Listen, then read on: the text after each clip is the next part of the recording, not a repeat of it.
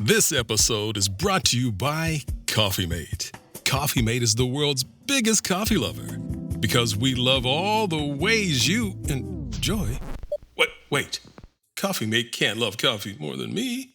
I'm a foodie. I went to Kyoto just for a nitro matcha latte. What? Oh, I have to finish the ad. Coffee Mate, for the love of coffee. This episode is brought to you by Shopify. Forget the frustration of picking commerce platforms when you switch your business to Shopify, the global commerce platform that supercharges your selling wherever you sell. With Shopify, you'll harness the same intuitive features, trusted apps, and powerful analytics used by the world's leading brands. Sign up today for your $1 per month trial period at shopify.com/tech, all lowercase. That's shopify.com/tech. The Agile brand.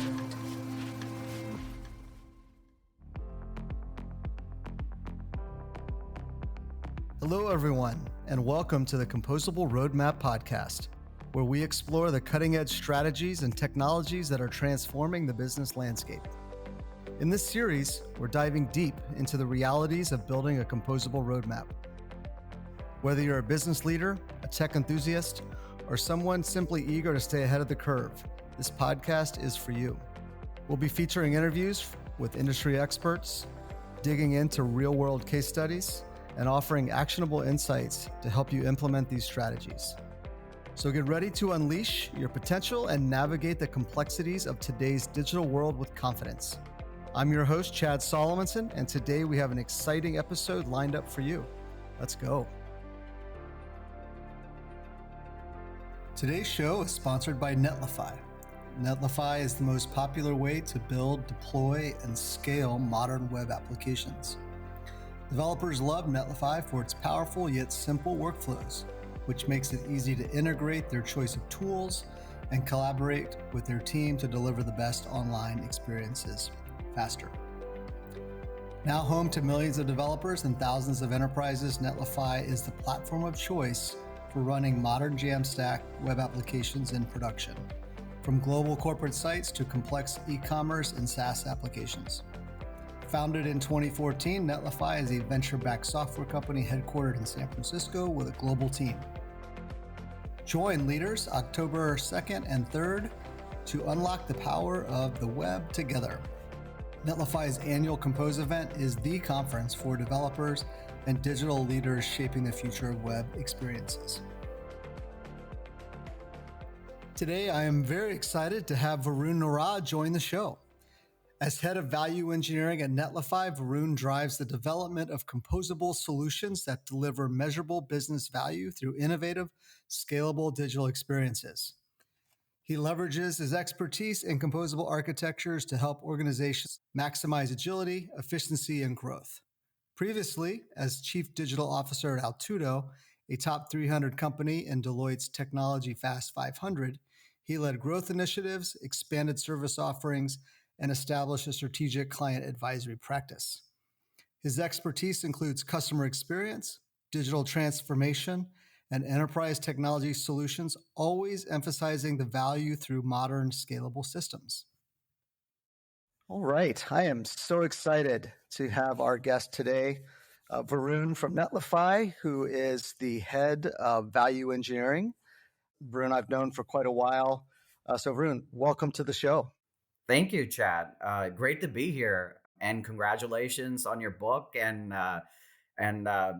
we've kind of known each other in the circles, always bumped into each other at events. But we've been on the opposite sides of the fence for a while. But this is actually great that I get to do this with you. And being at Netlify, I think, has opened up a whole new set of possibilities for us to really collaborate and work closely with each other. Yeah. I've been very excited to have this conversation. So well, for our listeners, I want to make sure we learn a little bit about you and your journey before we talk about value engineering today. So can you give a little bit of your background? Certainly. Yeah. Actually, I'll talk a little bit about my previous life and then talk about my current role. So 20 years I've been in the professional services space, and started off as a developer and engineer, worked on all sorts of technologies, both Java and Microsoft, and kind of had to pick a path, right? And it so happened that the clients and the work that I was coming across, I started to specialize a little bit more in Microsoft, so that sort of became my path. But kind of worked on enterprise solutions, and it so happened that a lot of customer facing applications that I was starting to build started to really get disrupted by the emergence of CMSs. And I Right. really took to that to where you could really build very engaging experience, very dynamic websites or portals or experiences really, really fast. So then I kind of really ended up specializing in CMSs, worked on a number of those, and then, of course, specialized in Sitecore, Sitecore MVP, and it's a fabulous product, but worked on a ton of CMSs and e-commerce. So along the way, sort of built practices specializing in content and commerce. Worked at multiple companies, small, large, digital agencies, creative agencies, technology agencies. But for the last 5 years, I'd been at an agency called Altudo. They were recently ranked in the top 300 of Deloitte's Technology Fast 500. So we did something right in the 5 years that I've been there, and it's been an incredible journey, taking a business that was so well established and had really good roots in the content space, and kind of expanding our portfolio of services in the market, and kind of expanding into commerce, and then adding strategy, design, data analytics, and engineering, bringing it all sort of together to be sort of this end-to-end provider of digital transformation. And that's been sort of the success story. And in that, I joined as an executive, fully sort of focused on growth and customer success, kind of developed the business. And my last role there was I was the chief digital officer of Altudo, specializing in composable solutions as a roadmap to tech transformation for some of our largest clients. And it so happens, having done this for 20 years and really having sort of done it all in a way, one of the things that I really was curious about and wanted to make sure, I was able to expand my horizon a little bit, was to really take a leap into the product space, Hmm. where you could have, slightly wider impact, working with a broader ecosystem of both, tech partners, vendors, clients, and the one that I found that really resonated with me in this whole composable solutions and transformation journey was Netlify. When I attended their conference last year, Netlify Compose, which is again happening That's right. soon now, first week of October, coming up fast, and I think I'll see you there, Chad. Right? Yes. Yes, we will be there. RDA is going to be there in full force, and I think you will have a very exciting client that you'll be taking the stage with. Is that right? Yeah. Excited to share some of the best practices and successes working with Netlify, and just kind of sharing how that deployment was very efficient and fast. And I think that's why we both love composable technology, because our clients love it. I couldn't agree more. And I'm super excited for what you're going to share there. But to kind of just wrap it up to where, what I'm doing at Netlify now is I'm the head of value engineering. And what that means is, how do we position Netlify as a platform, not a product, but a platform Hmm. that helps drive business value for our clients throughout the product lifecycle of what Netlify has to offer. So if you're not familiar with Netlify, Netlify is the sort of the founder in the space of front end clouds. And in their most recent acquisition, they acquired a company called StackBit that really is a powerful page builder. And they also have acquired Gatsby that came with a powerful integration layer that really pulls together the composable tech stack to really build those solutions really fast and take them to market, and then deploy them at scale, and really be able to harness the value through faster deployments and improving the whole developer workflow. But in what I'm charged with doing, right, that's the part that I get super excited about, is how do we really listen and understand our customers' needs, and then tailor our solutions to make sure that we're helping our customers hit their objectives through Netlify as a platform, right? Through Netlify Yeah, as a composable platform. And I'm sure we'll talk a lot more about value engineering here today. So absolutely. Well, and I can't imagine a better role for you. You're bringing all of this knowledge of customer needs and in different types of environments, both ones that are still figuring out how to really bring digital experiences to market, but some that also been pretty mature. So the fact that you're bringing a lot of that customer perspective to the platform is really powerful, and I think there's a lot of good things for you to tackle going forward. So I'm excited for you.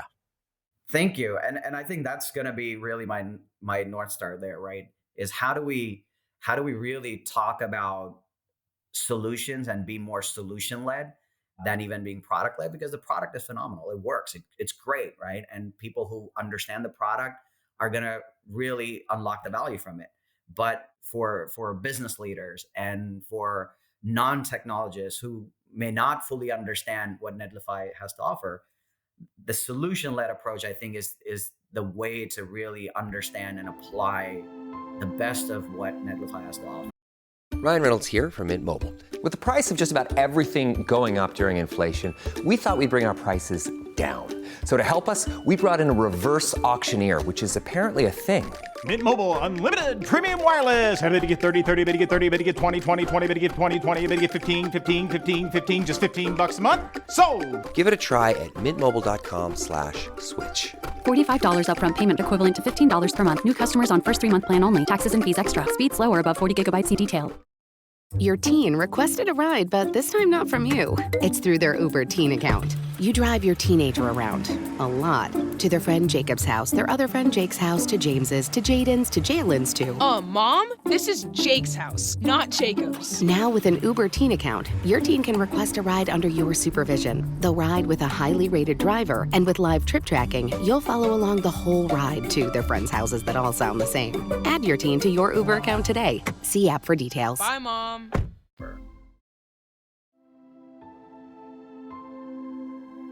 Let's dig into that, because we both know that composable technology is fastly emerging with our clients. They're seeing a lot of value in the flexibility and adaptability inside of their investments into different types of technologies. If it's content management to commerce, what are some of the key things that you're seeing where composable is really enhancing those current products or those investments? A great question. And you know what? I would love to take maybe a step back before I kind of jump into like how composable solutions are going to really drive value for businesses, because I really want to make sure everybody understands what composability truly means, right? Where did it come from, and why are you and I so hyped up about it, right? And so I want to spend like at least a couple of minutes here to talk about how I see the definition of composable solutions, right? Or composable customer experience, or experience composition, application composition. There are all these things that, depending on who you're talking to, composability means something different for them, right? Very good. So after having kind of really studied this for a while, this is at least a couple of years when I was still at Altudo, I was actually very engrossed in kind of really understanding, like, why is this emergent, right? Gartner came up with this term. Why is it so relevant? Is it really relevant? We have microservices. We have Mock Alliance. Before Mock, we had Jamstack. And, of course, Netlify founders are the founders of Jamstack, right? And we all understood Mock, and then they started, gaining traction in this new paradigm. And why do we have to rebuild what we already have? And how do I know that I'm achieving composability and I am on the path, or my solution is a composable solution, right?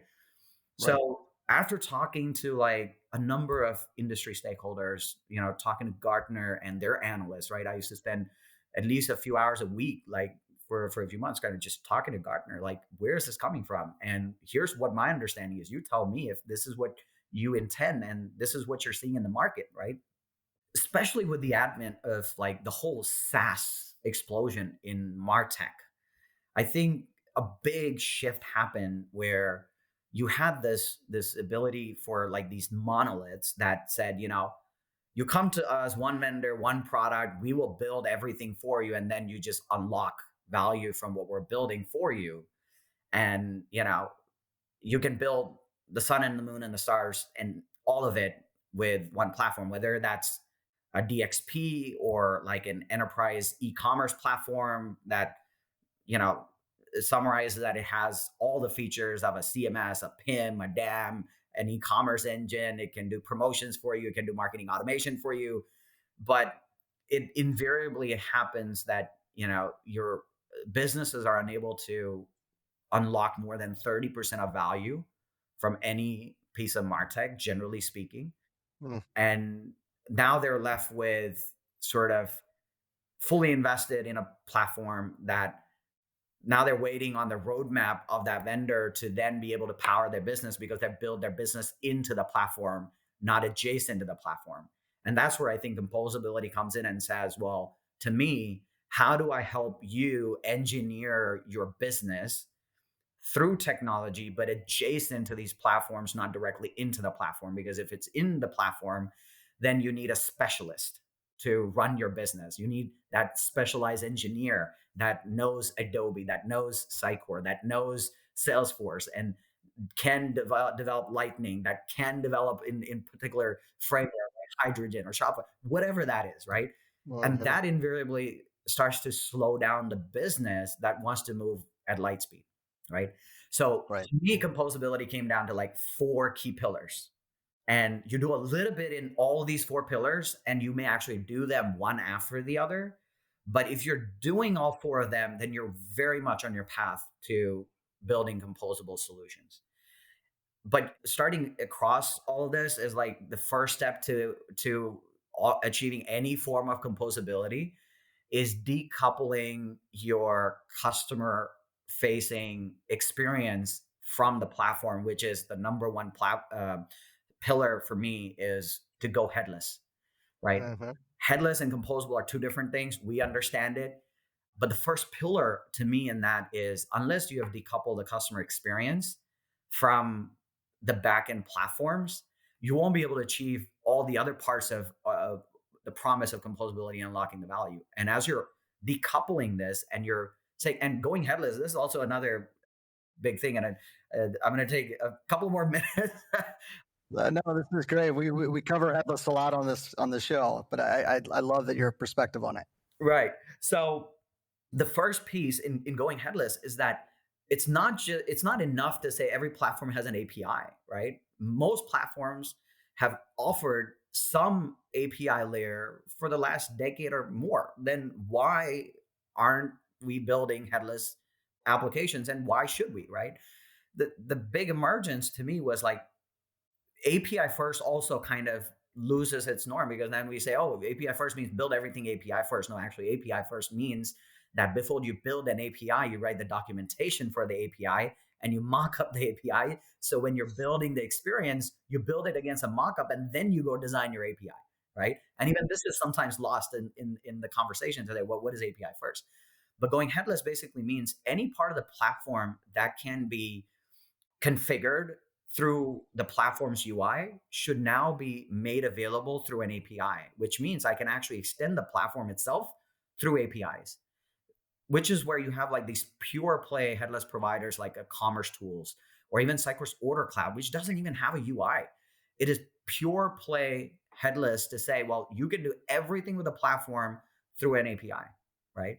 And in that, you're focusing at this point, right? The number one reason I call that the first pillar is that the most value you will unlock is by going headless, because you're now going to have that fully immersive, engaged experience, having frictionless experience, where sometimes you see different parts of the UI rendered by different platforms, and your branding is now a little bit out of whack, and you are enabled to adhere to your brand guidelines, and you can sense that my emails don't look like my website, my mobile app doesn't look like my emails, and the customer is a little confused about, well, I got this email, but I clicked on it, but this website doesn't look like what I was looking at.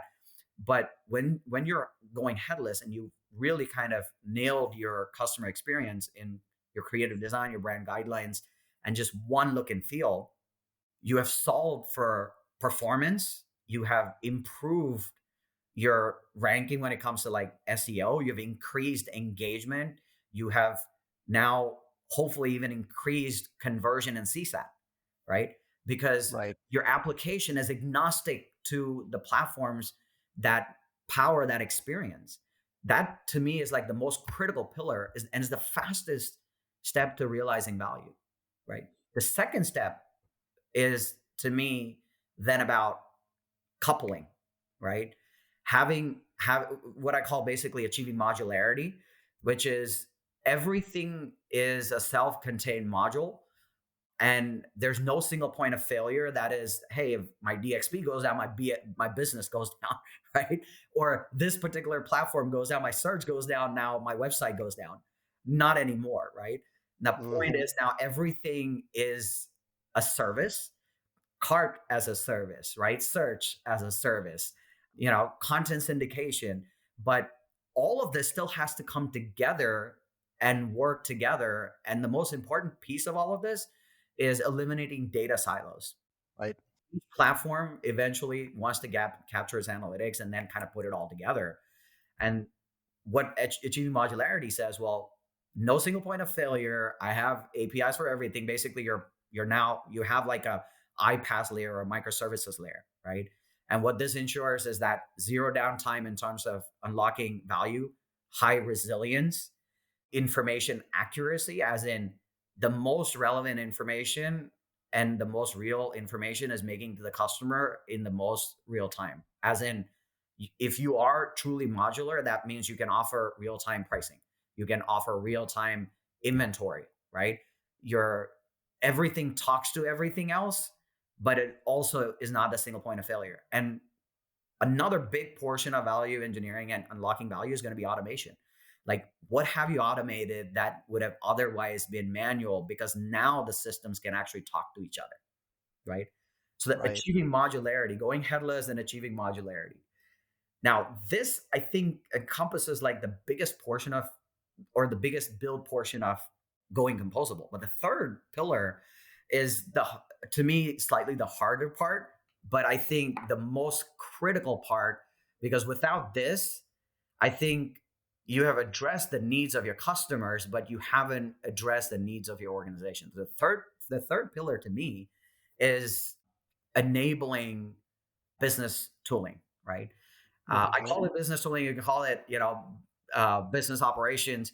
But really, imagine a portal or an agent experience or an admin experience where just as your customers go to one domain to get all their questions answered, whether they want to look up their previous orders, they want to access their profile, whether they want to browse or create or add the card, or whatever is your point of conversion, right? Your customers are able to do it, but now your employees should be able to power those experiences seamlessly. And so let me give you an example, right? Yeah. Imagine an agent experience, right? In a B2B scenario, somebody's browsing the website and the customer portal, but invariably they pick up the phone and want to talk to an agent because that's their rep and they're going to be more effective in helping the customer. And the agent picks up the phone and they're trying to answer a query, right? Let's say somebody wants to repeat an order, right? But they want something delivered to a very particular location. And the agent now has to possibly go through, an order management system to look up the existing order, switch over to a CRM to find out, where the customer is coming from, what are the locations, who are the contacts, maybe some contact details. Maybe then they have to swap back to their customer service portal to look up or log their ticket. It becomes very jarring for like an agent to be very effective in answering all those questions. Now, imagine that the same customer then picks up the phone and wants to talk to sales. Now, sales is going to have to log into their CRM and and just to look up pricing or just to tell them whether or not something is available in inventory.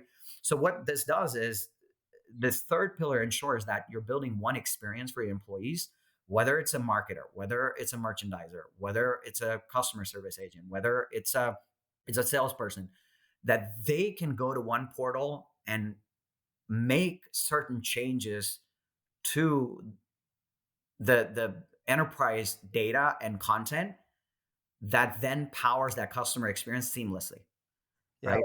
So this is that B2B portal that is like the super admin portal, right? And if you're building that, and some platforms actually come built in with some of this. Now, that's just one example of business tooling. Another business tooling could be just an iPaaS layer, right? Where everything gets integrated and you go to one place to get all your questions answered. Now, imagine, with generative AI, right? That takes on a whole new meaning. But Right. that's the third pillar. The fourth pillar is the final pillar, which really kind of unlocks the business to say, well, I want to run at light speed. So as things happen, how can I pivot my business and be ready for the next evolution, right? And the fourth pillar is application composition, right? Which is to say, can I build new building blocks of my application without having to write code? Have I arrived at a place where I can actually build my business, but not have to consistently write code, which is taking parts of your existing application and composing new applications. So here you can see a lot of low code, no code vendors come in and offer that ease of integration. But micro front end architecture is really helping the cause here, both in enabling that business tooling and application composition. And that's where you really unlock true ROI. You really get to like TCO, like you build once and use many principle. Yeah. Between these four pillars, you see different parts of value being unlocked. And then if you're doing a little bit of everything, you're well on your path to being composable.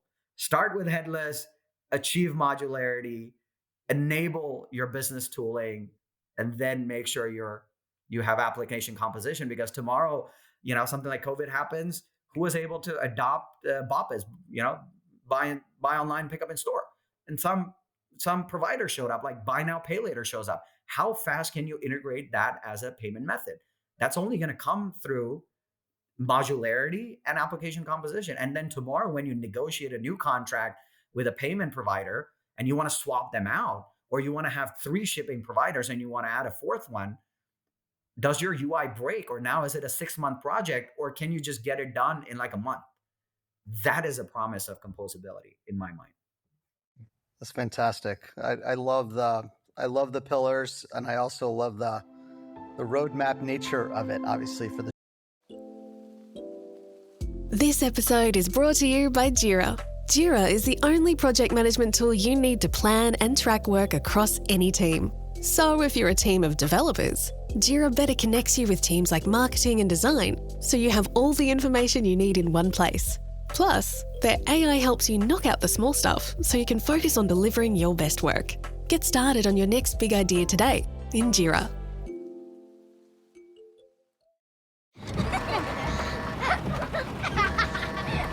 We get it. Distractions happen.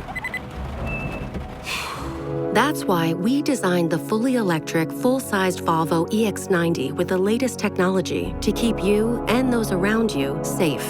Its 2-sensor driver understanding system is designed to prevent distractions and help you stay focused. Reserve your Volvo EX90 today. Learn more at volvocars.com/US. Show.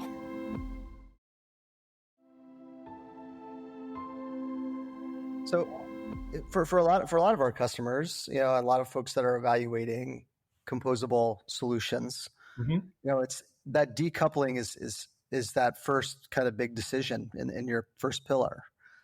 How do the business leaders, or even, probably more so some of the IT stakeholders, start to justify that first part of the journey? Where is the ROI to help kind of lead them down this path towards achieving all 4 pillars? I think that's a bit of a tough question that comes up in every sort of opportunity to get in front of a business leader and kind of explain, like, why do anything, right? Yeah. Things are working. Why should I change what's working?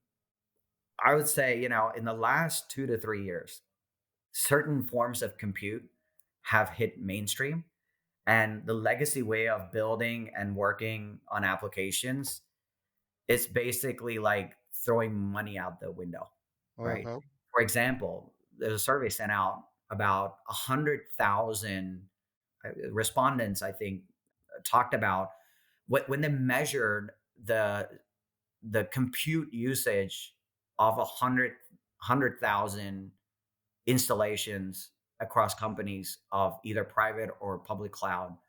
They noticed that 90% of that compute goes unutilized, Hmm. which means you're buying and you're running these servers that, you know, have all this compute that never gets utilized.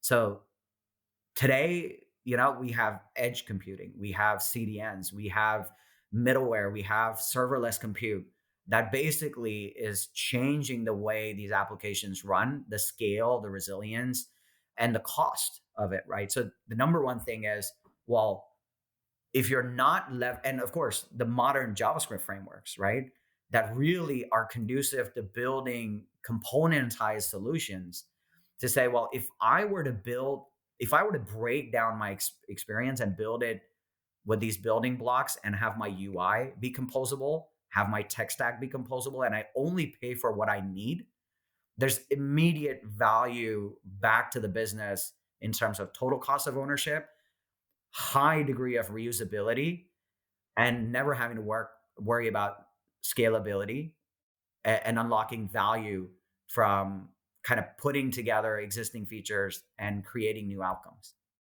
Yeah, there's so much consumption discussion tied to this when you start to look at the adoption of cloud Yeah. and the cloud platforms Yeah. and how they're maximizing that spend, and that sometimes gets overlooked when people are jumping at different products. True. And so I feel like that's a really important call out. I think that's Yeah. I think there's real savings that I mean, naturally there's going to be some kind of in the latter pillars you mentioned, but when you can justify Yeah. maximizing what you currently are spending now and Yeah. getting more value, then Yeah. that's a great entry point, and it justifies taking action. I'll tell you like two good examples of where, the conversation became easier when we understood the client's roadmap about where is the business looking to be 3 years from now, right? 5 years from now. And knowing where the business leaders are focusing their energy and investment really helped me articulate, right, why you want to take on certain pieces and certain projects and change them now and make that hard decision today.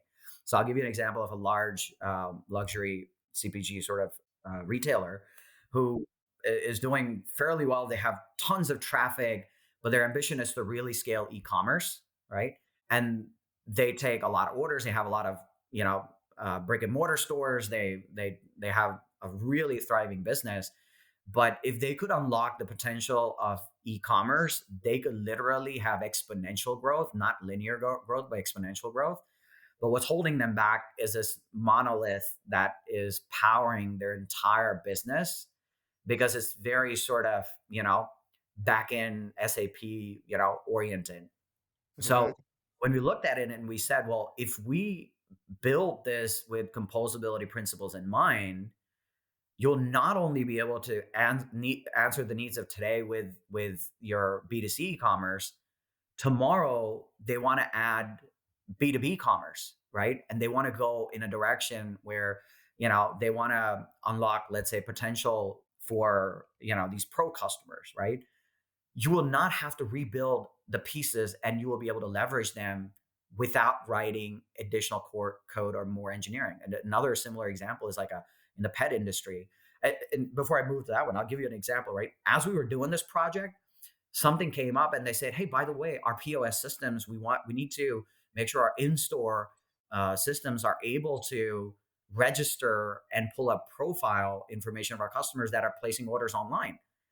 And do we need like a new identity and access management implementation? And we basically told them, hey, guess what? You know that service we just built for e-commerce identity and access management with single sign-on, you can literally have the POS system hook up to that, and the result will be the exact same working with SAP. They literally had immediate ROI because they had already built that as a service and not built it into the platform, right? Solid. Yeah. Another example was like a pet industry company who's like, their entire business is like more B2B, and they rely on a lot of auto ship style orders and heavy on customer service side. And they wanted to basically rebuild their online presence and again, focused on the e-commerce portion of it. But as we started to close out that project, they wanted to basically make sure that their customer service agents had, and they have a big team there that supports, and that's like the crux of their business in resolving some of the concerns of the customers. They literally were able to build modernize their entire customer service application without writing any pieces of the backend and only focus on UI, hooking up all of the existing pieces, whether it was account lookup or product search or order lookup or card or shipping and logistics or tax calculation. All of that was built in a way that they could literally modernize, go from this, desktop application to a web, like headless and Next.js and really fast experience that works as good as or better than a desktop application, but reusing their entire backend. Otherwise, these were completely different applications. Sure. Right? So to me, that is where I see like having that conversation to say, well, I know where you're going, but if we do these things today, in like 6 months, 12 months, 18 months, here's the value, right? And then how can you not invest, right? So that conversation becomes a little bit easier. Two perfect examples of how companies are kind of overcoming some of the challenges of legacy investments that they're trying to continue to grow value from. When you start thinking about customers that are trying to get started and trying to take that first step, what are some best practices that you're seeing that you might recommend as some initial ways to think about building this type of innovation into their business? Yes, I think this is where value engineering, again, comes and takes center stage, right? So value engineering is not just for product companies. It's not just for agencies. It's for every organization that truly wants to derive value from technology. And to get started, right, I would say, of course, there are ways in which, you can do assessments. There are maturing models. So one of the things that I personally love that we did in my previous life was we had our business value framework that we could really put in front of a customer and kind of put things in order to say, this is how we will unlock value. And this is how you will start to build value engineering behind the scenes. But to make it a little bit more real, right? For business leaders who really want to unlock the potential from whatever tech stack you have, and maybe you don't even go composable. How do you extract value from technology, right? Starts with the notion of managing innovation. Innovation is the core to any business, their existence, their ability to stay competitive, their ability to navigate the next hurdle. And managing innovation is not the easiest thing. How do you know where innovation is going to come from, right? And it kind of starts also with articulating what is value creation and what is value capture. What does that mean for your organization? And then understanding the role of technology in that. And as much as organizations, they're like, I give the example of like a, customer service and sales organization. For customers to for business leaders to understand the points of intersection, I think is the key to unlocking value. So if you can create more points of intersection in your organization, I think invariably you will unlock value. And let me give you an example of this, right? Okay. Everything works really well in its own silo. Like finance knows their job, right? Sales knows their job. Every organization is really super good at running their functional unit. But a point of intersection, let's say between sales and customer service, emerges through an application that they both access because their tech stacks are now connected and they're sharing information, you are now unlocking value in real-time customer service with faster conversion, because a customer that just talked to your salesperson and then talked to your customer service is getting that real-time data, right? That real-time channel of feedback to say, well, I see you just, entered this ticket with our customer success. I can really help you in figuring out what that pricing needs to be, or, when you're going to get that order shipped. That is a path to faster conversion, better customer success, and retaining your customer. So to me, the value comes from finding those points of intersection and coupling systems than having disparate and parallel sort of operating systems. So to me, getting started is finding those points of intersection and really building something, right? Whether it's a prototype, whether it's, a proof of concept, building something and testing it with the teams, testing it with your customers. And while I'm looking at it internally within the organization, the same applies to the customer too, right? Right. Is where can they go to get all their questions answered in one place without having to knock on 12 doors, right? Yeah, it's an absolute, like, being successful and bringing customer delights team sport, and it's across not only the people but the tech. Definitely. And I feel like you frame that very well. So thank you for that. Certainly. All right. So before we wrap up, I always like to ask our guests, especially yourself, that's a leader in the business, and you're constantly kind of staying ahead of the curve on what the market's doing. What are some ways that you are staying at the top of your game? What are some recommendations you might give to others that might be aspiring to get to your role, and in general, just being a leader in technology? What are some ways you're staying ahead? A great question, and this is I'll share my method, but everybody has their own method to kind of figure out how they're staying cutting edge, bleeding edge. But I think the number one thing is for me has been you have to be really good at your sources of information and being a voracious reader. And we all some love to read more than others. And when I say reading, I don't mean like you have to read books all the time, but whether it's articles, whether it's white papers, whether it's case studies, but really, how do you stay in market and close to your customers? And that to me is like being hands-on, right? It doesn't matter if I was a chief digital officer and I had hundreds of people reporting to me.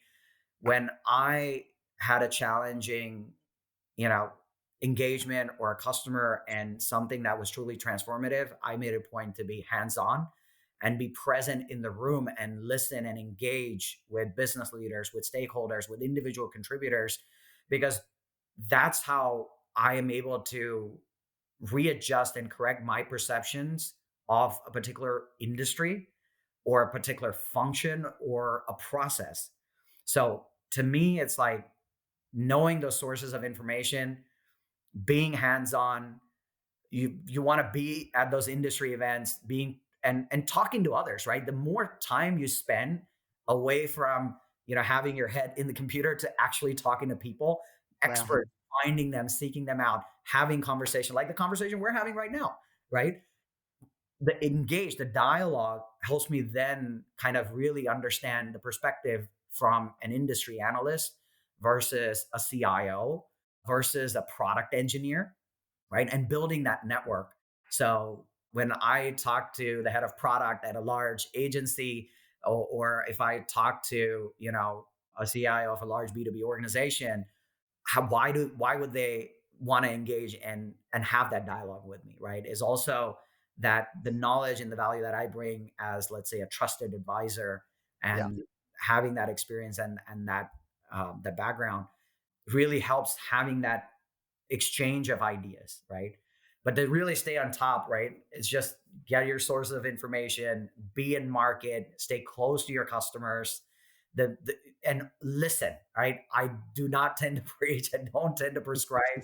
I want to learn about the customer, being genuinely interested in their business and what they're trying to achieve helps me then articulate how technology can be applied to solve a problem. Yeah, fantastic guidance. That's was really, really solid. Well, we're at time. I just want to say thank you, Varun, for having this conversation. I learned some great things. It's always good to talk to you. I cannot wait to see you out rocking it at Netlify Compose October 2nd and 3rd in San Francisco. I know we'll have clients there and some just great conversations, and just continuing this type of conversation in a in-person format is always fantastic. So again, thank you so much for your time today. Thank you so much for having me, Chad, and giving me the opportunity to speak about some of these things. But yeah, Netlify Compose, if you're in the Bay Area, you should be there. I'm actually going to be hosting a separate breakout, a leadership breakout about everything we just talked about here. But it's going to be all about listening to the customers and really showcasing their success and talking about the impact on their business. So you're gonna see a lot of good case studies and all things business value come to the forefront. But yeah, looking forward to seeing you there. And thank you again for having me. Thank you. Thanks again for listening to the Composable Roadmap. If you enjoyed the show, please take a minute to subscribe to the podcast. You can also access more episodes of the show and helpful resources at thecomposableroadmap.com. I also want to give a big thank you to the production crew at The Missing Link for helping put together a fantastic experience for our listeners. Until next time, walk gently and lead boldly.